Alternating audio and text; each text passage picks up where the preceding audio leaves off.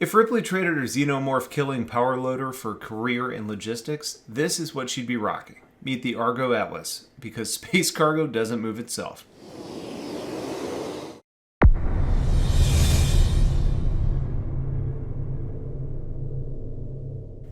Hey guys, Youngblood with you, and today we're showing off the ARGO ATLS, or ARGO Atlas Loading System, otherwise known as the ARGO Transport Loading System, which is the latest addition to Star Citizen for all of you logistic junkies out there.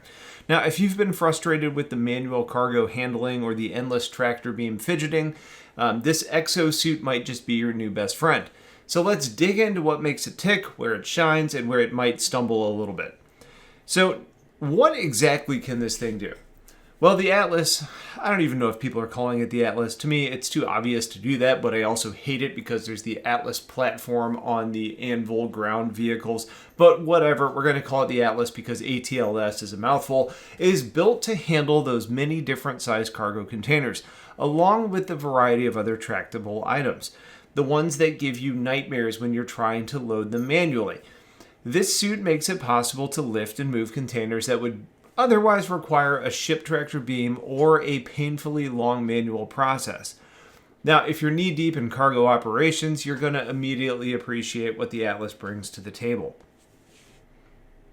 Now, let's talk about that grid-based system. This is one of the features that really sets the Atlas apart from your regular tractor beams. Instead of trying to manually line up everything that you just are trying to move, you just stand in the view of both and the item that you want to move and where you want it placed. Then, with a couple of clicks, the Atlas takes care of that precision for you. No more painstaking adjustments to making sure that everything is aligned perfectly. It's efficient, it's smooth, and it's honestly a relief for anybody that's tired of fighting with manual placement. And let's not talk about the little things, because the animations, for example, for getting in and out of the suit, it's quick, it's efficient, and it feels like you're stepping into a serious piece of industrial machinery.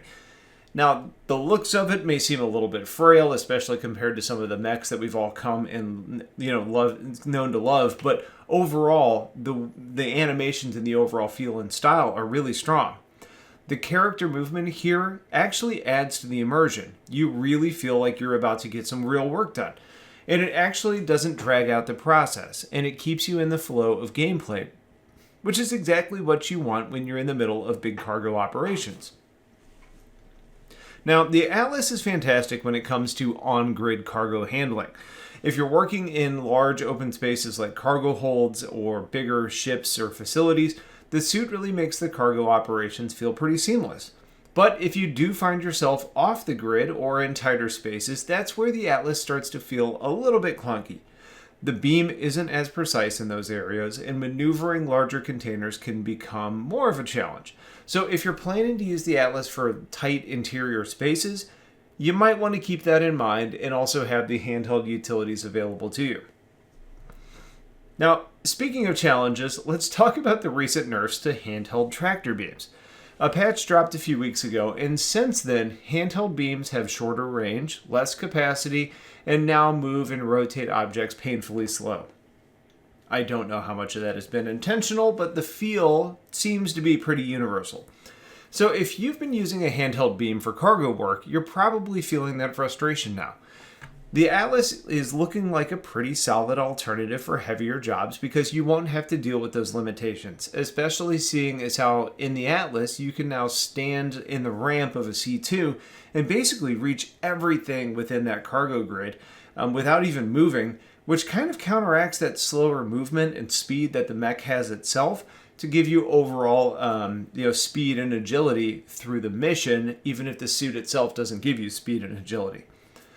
One of the key differences with the Atlas tractor beam mechanics is that you don't have to manually control the beam's length or constantly fine-tune with the scroll wheel where that cargo is going to go.